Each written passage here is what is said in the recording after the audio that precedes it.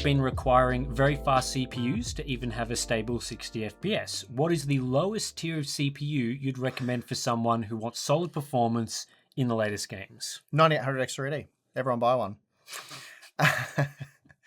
No, yeah, it's a tough question to answer, really, because it does depend on the games. And again, if you're talking about the Stalker 2s and maybe Starfields and those sort of games, then the minimum CPU, probably around something like a 5800X, not the X3D, probably a 5800X would be the minimum CPU that you'd want. Would you agree about there? Yeah, I was thinking even the X3D around that sort of. If you want 60 FPS, I don't quite remember how games like Starfield or Yeah, I'd have to go Stalker test them play all. out. Yeah. But I think that 60 FPS on a 5800X would be on the edge in some of those games.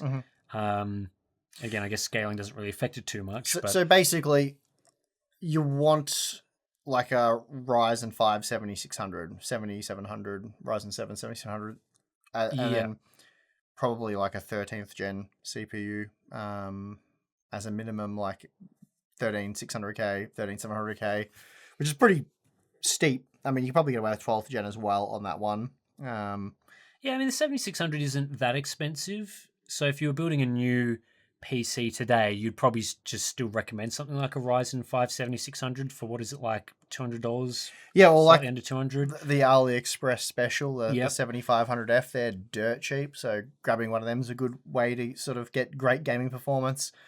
The CPU side of things isn't, I was going to say it's not that expensive, but again, that depends. Do you need a new motherboard? Do you need DDR5 memory? Then it does start to get quite expensive. Still probably not GPU expensive, mind you. For a fairly crappy GPU, like a 4060 Ti 8GB, you can generally get yourself a pretty good gaming CPU, motherboard, and memory combo. So the CPU side of things, yeah, the requirements there aren't too crazy. Yeah, I mean, we're talking like entry to mainstream level current generation products as being sort of the minimum.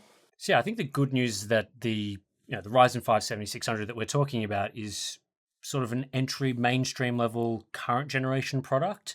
So we're not talking about the minimum being like mid-tier high end sort of thing.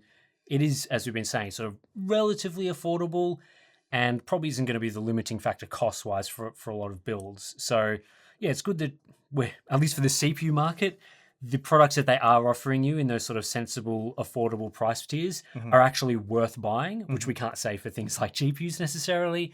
So at least that's something.